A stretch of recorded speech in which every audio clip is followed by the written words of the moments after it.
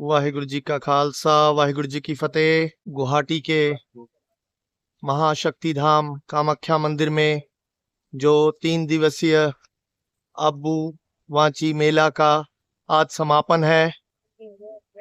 श्रद्धालुगण दर्शनों के बाद अपने घरों को लौटते हुए, इन श्रद्धालुओं में ज्यादातर श्रद्धालु वो है जो असम से बाहर दूसरे प्रांतों से आए हैं। जितने श्रद्धालु आए हैं उतने ही यहाँ सेवा करने वाले संगठनों ने अपने अपने शिविर लगाकर लोगों को सेवा प्रोवाइड करवाई है। सरदार राम सिंह जी निमाना जथा गुवाहाटी की तरफ से, यही है असली सिक्खी। गुरुओं का संदेश, मानस की जात सब एक के पहचानबो, और हुमा के सेवा करते हुए।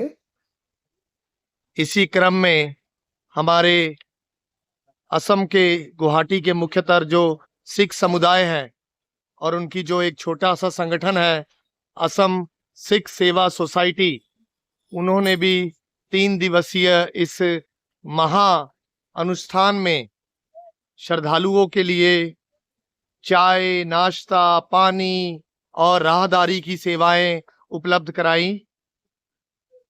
ये वो जगह है जहां बरसात के कारण भूस्खलन हुआ था, मगर अभी स्थिति सामान्य है। श्रद्धालुओं में कोई उत्साह की कमी नहीं हुई इस भूस्खलन की वजह से। ये तो एक प्रकृति का रौद्र रूप है कि अगर हम प्रकृति के साथ छेड़खानियां करेंगे तो वो अपनी स्थिति बदलेगी ही बदलेगी। मगर इस भूस्खलन से इस आयोजन में श्रद्धालुओं की कमी नहीं हुई। ये एक तरफा लाइन वापसी वाली है और ये जाने वाली लाइन है।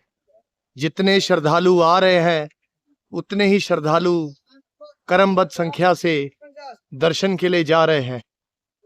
हम भी आपको यही दिखाएंगे कि ऊपर जो आयोजन है उसे किस तरीके से किया जा रहा है और कितना सुविधाओं के साथ वह उत्पन्न है। आइए, सीसीटीवी की भी सुविधा उपलब्ध है। हम जहां मुख्य आयोजन हो रहा है उस स्थान पे पहुंच गए हैं। यहाँ से प्रवेश द्वार शुरू होता है, कामाख्या मंदिर का प्रवेश द्वार। यह पूजा की सामग्री की दुकानें हैं जहां आप अपनी जरूरत के हिसाब से पूजा करने के लिए जो जो आपको सामग्रियां चाहिए वो ले सकते हैं। ये आपको गाइड करते हैं कि किस पूजा के लिए किस सामग्री को लेना जरूरी है। हर प्रांत की अपनी अपनी सामग्री होती है। कोई चुनरी चढ़ाते हैं, कोई प्रसाद चढ़ाते हैं। कईयों के धर्म में ये सारे गाइड करते हैं कि आपको क्या क्या सामग्री लेनी चाहिए।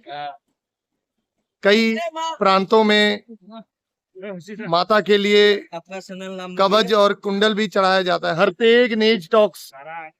और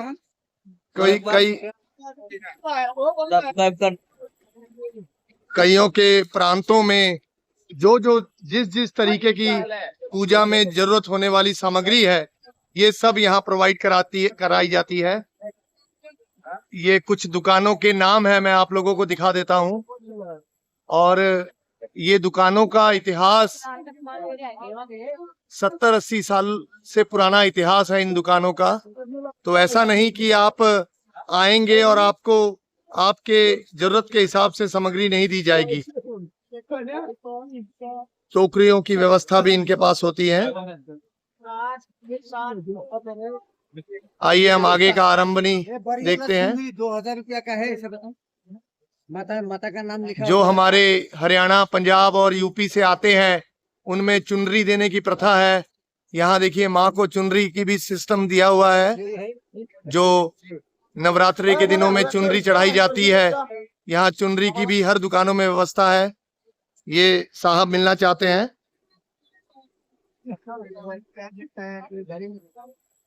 आज दर्शन का दिन है। ये सारे श्रद्धालु दर्शन करके वापस आ रहे हैं।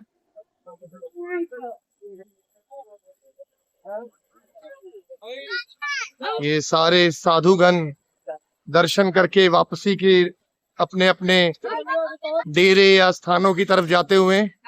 सबसे बड़ी सेवा ये सफाई कर्मियों की, जिन्होंने निरंतर इस आयोजन में सेवा की है, इनको भी हमें भूलना नहीं चाहिए। इन्होंने तीनों दिन, ये गुवाहाटी म्युनिसिपल कॉर्पोरेशन के अंडर में तीनों दिन इस आयोजन में अपनी अपनी भूमिका निभाई। और कर्मव्रत संख्या से अगर हर इंसान अपनी भूमिका निभाए तो आयोजन भव्य होता है। रोचक दृश्य दिखाता हूँ। माँ कामाख्या मंदिर के जहाँ ऊपर, यहाँ एक छोटा सा मिनी स्टेडियम भी है। यहाँ में जो वसनीक रहते हैं उनके खेलने कूदने के लिए, इसे कहते हैं निरांचल क्रिकेट एकेडमी। ये 2022 में बनाई गई है बॉयज और गर्ल्स के लिए। उसके बाद जिम भी है यहाँ। वो देखिए छोटे बच्चे प्रैक्टिस कर रहे हैं। मतलब इस मंदिर परिसर के अगल बगल में वसनीक रहते हैं, लोग रहते हैं और अपने जीवन में वो खेल कूद में से भी जुड़े हुए हैं। यहाँ से मंदिर परिसर शुरू हो जाता है। ऊपर जाने का यही रास्ता है।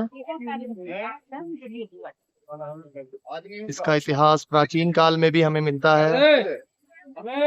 जब असम का नाम प्रागज्योतिषपुर था, उस समय भी माँ कामाख्या का मंदिर का वर्णन हर इतिहासकार अपनी किताबों में करता है, क्योंकि ये भारत के उन शक्ति पीठों में ये भी एक शक्ति पीठ है। यहाँ फूल, जिन्होंने पूजा अर्चना के लिए फूल लेने हैं, 300 টাকা ফেরত দাও। वो बलि धाम है, 300 টাকা ফেরত দাও, 50 টাকা অনলাइन दे दो। जहाँ अपनी अपनी मनोकामना पूरी करने के लिए 300 টাকা ফেরত দাও। विधि और शास्त्रों द्वारा जो बलि की प्रथा निकलती है, ये नहीं कि आपका मन किया और मुंह उठा के बलि देने निकल गए। जो आपके शास्त्र और पांचांग, जो आपके नक्षत्र में लिखा होगा, उसी हिसाब से आप या आपका पंडित या आपका पुरोहित कहेगा, तभी आप बलि दे सकते हैं। अन्यथा आपकी दी हुई बलि किसी कार्यवश नहीं आएगी।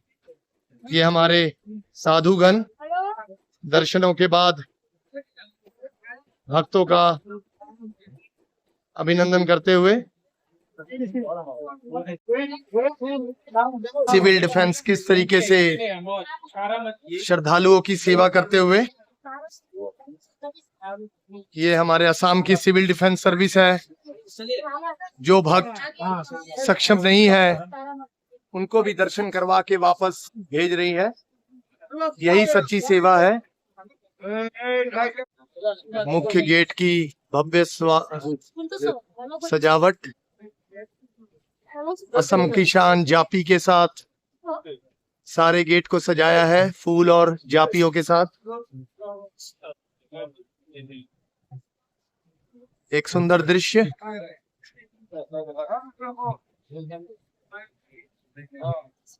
इसे दर्शनी देवड़ी कहते हैं,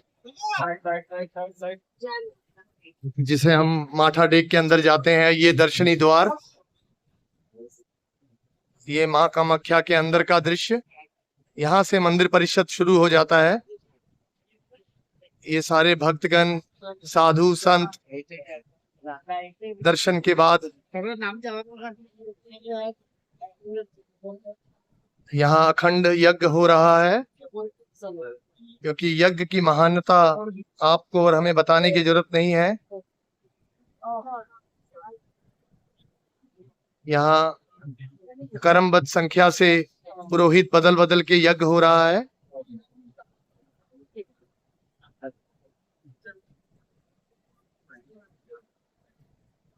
दृश्य है। जिन्होंने गर्भगृह में जाना है उनके लिए ये लाइन है। देखिए, श्रद्धा यही है। इन्हें भी पता है 3-4 घंटों के बाद दर्शन होंगे, मगर आस्था और श्रद्धा इसी से पूरी होती है। अगर आपको कुछ पाना है उसके लिए तप करना पड़ेगा। ऑनलाइन के जमाने में भी यहाँ प्रतीक्षा की जा रही है गर्भगृह जाने की लाइन। ये तो मैं 70% पार होने के बाद दिखा रहा हूं। तकरीबन पूरी लाइन को अगर आप मीटर में नापेंगे तो 1500 से 1600 मीटर लंबी लाइन होगी।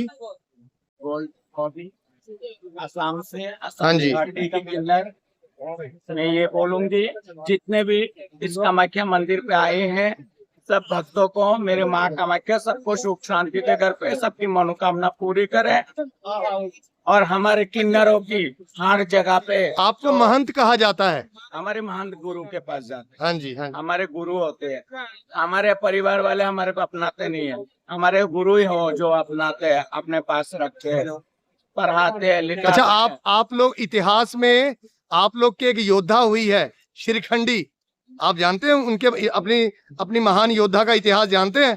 हमारे शिरखंडी गुरुजी जी का। जानते हैं, हमारे गुरु जी जानते हैं। हाँ हमारे गुरु जी, हम तो उनके शिष्य है। हाँ जी। शिखंडी जी कहते हैं, नहीं नहीं इनको बोलने दीजिए। कहते हैं अमर भीष्म पितामह, जिनकी मृत्यु नहीं हो सकती थी, वो भी शिखंडी के वार से। हाँ जरूर। आप इसके बारे में कुछ जानते हैं? मैं यही कहूंगी, देखो जितने भी हमारे जजमान है हमारे को देते हैं रोटी, हम उनको बच्चों को आशीर्वाद देते हैं, उनके घर परिवार को सबको आशीर्वाद देते हैं कि उनका भला हो।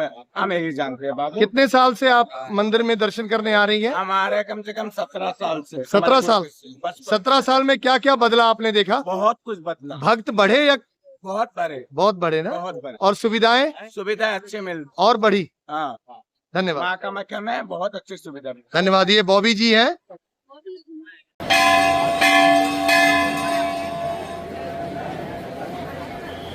गर्भगृह जाने का रास्ता है।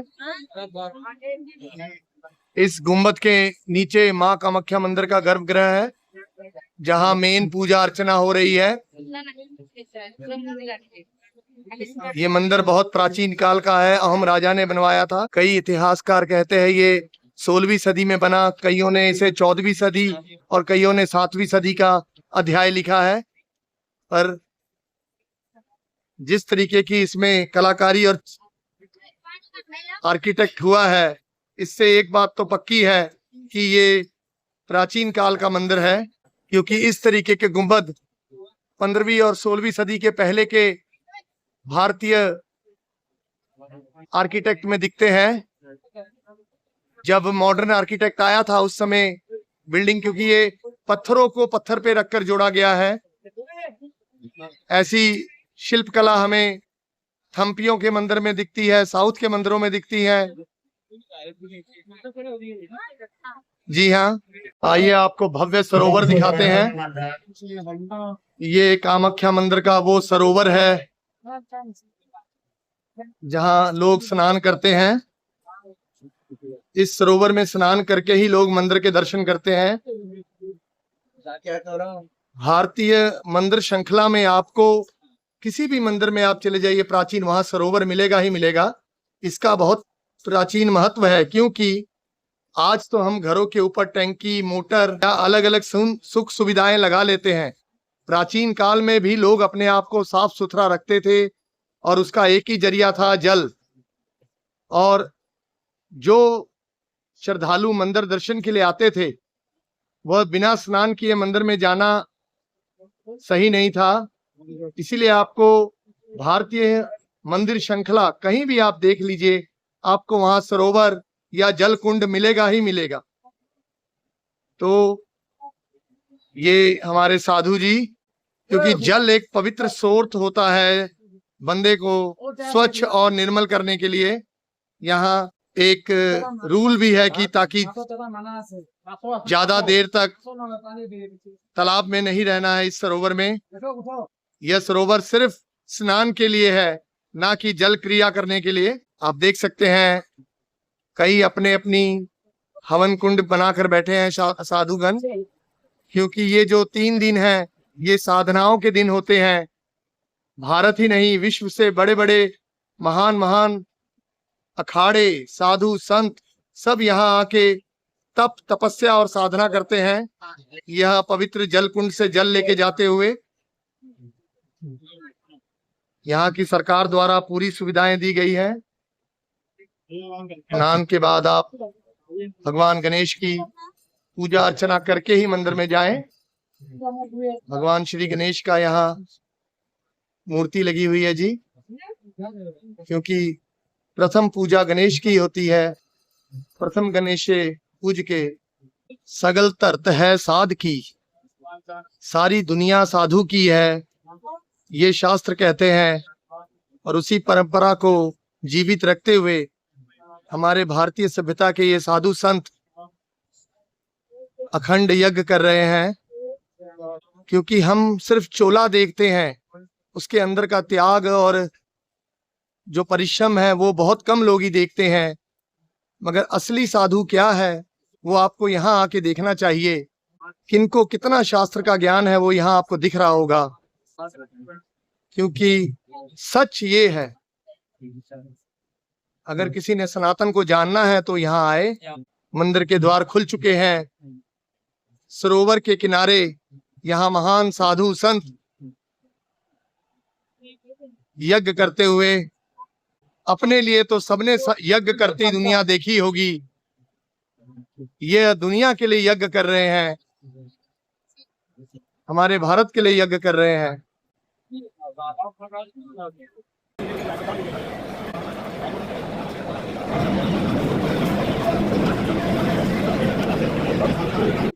यहाँ हर वो साधु अपने अपने जाप और साधना में लीन है, जिसके लिए वो इस अंबुबाची मेले में आया है।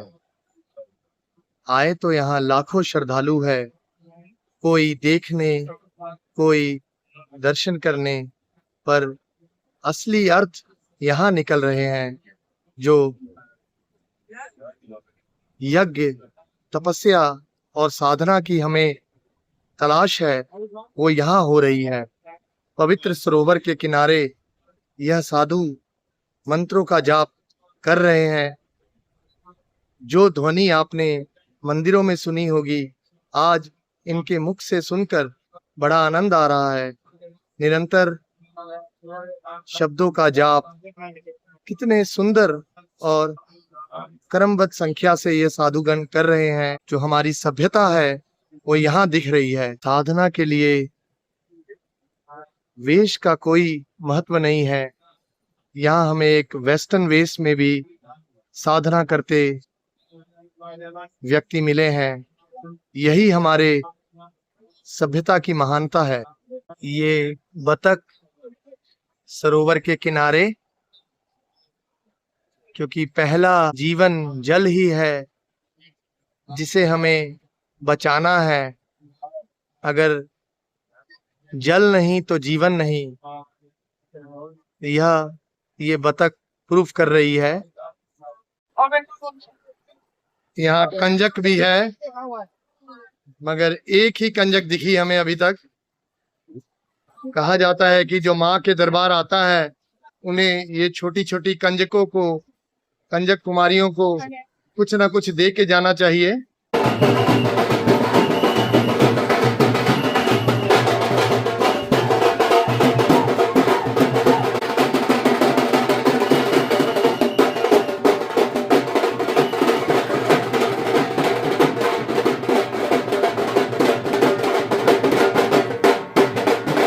ये दर्शन करने के बाद इस द्वार से श्रद्धालु बाहर निकलते हैं। आपने इन्होंने गर्भगृह के दर्शन कर लिए। इस साल के ये भाग्यशाली श्रद्धालु है। जितने भी लोग यहाँ आए हैं उनमें से कुछ ही श्रद्धालु होते हैं जो गर्भगृह के दर्शन कर पाते हैं। अमूमन आज के दिन दर्शन करना बड़ा कठिन होता है। अगर ये अभी निकल रहे हैं तो सुबह 5 से 4 बजे तक ये लाइन में लगे होंगे।